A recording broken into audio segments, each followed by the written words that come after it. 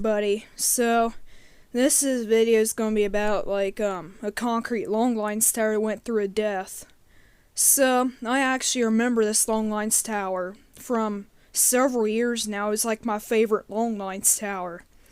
So the Springfield, Ohio long lines tower actually communicated north to my local long lines tower, and it communicated east to the tallest long lines tower, and it communicated west to the downtown Dayton long lines tower.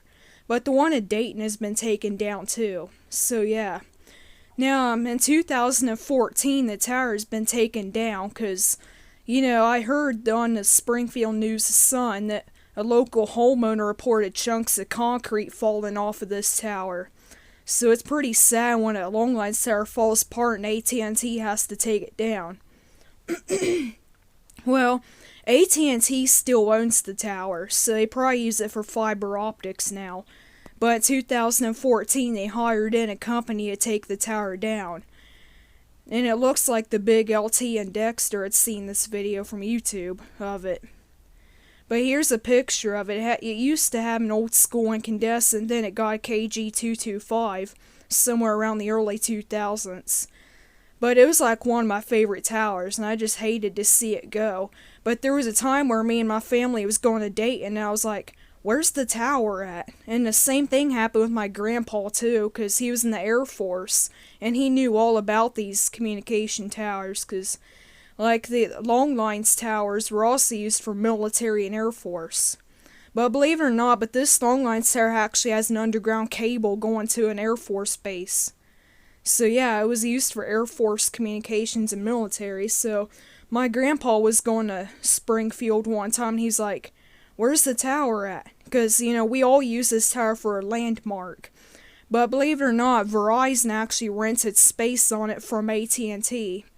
And then when the tower was taken down, shortly before it was, they actually moved their cell tower across the road from it. So yeah, there's the tower, and it's KG225 on the top. And here it is on a rainy day. It still looks pretty old though. Alright, so here's where the cement tower stood. And there's where a new cell phone tower is from Verizon, because they had their antennas on the long lines tower. But yeah, I heard a local homeowner reported chunks falling from it, so it had to come down. Now, here's the picture of the concrete flaking off of it. They said every day there's at least a piece coming off the tower, but it looks really bad in this condition, And especially the horns, they look like roughly weathered and stuff, and the KG225 up there's like, no, don't take me down, this is a perfectly good tower, but it's not. It's a really old tower. It was built in 1949, which it's kinda old, and it did have to come down, but, this flaking off concrete makes it dangerous for the people and buildings below it. So, yeah, they had to take this one down. Now, here's my piece of concrete off of the tower. Because, believe it or not, but yesterday I went to the site, and I found 3 big pieces of concrete that was left over. So yeah, these pieces are off of that tower. And there's the rest of the pieces off the tower. Now this kind of reminds me of when I got the cement piece off the Mutual Tower.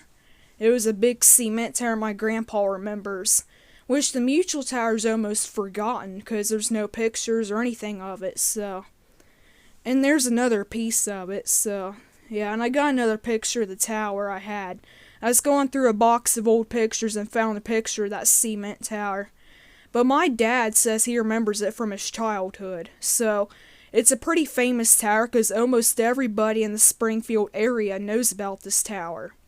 And it's just really sad to see it go, but I guess it had to, because, look at this. This is just unacceptable.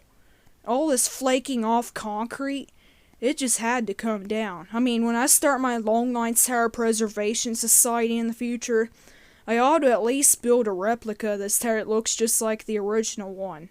Except it's not going to be as old, because it's going to be like a new tower.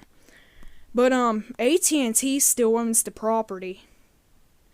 Yeah, there's the building, but yesterday I went down here and I found three big pieces in that square where the cement tower stood. So yeah, that's the Springfield, Ohio Long Lines Tower off of Interstate 70. But yeah, this is taken down in 2014, and it was built in 1949. So it wasn't really old. It needed to come down.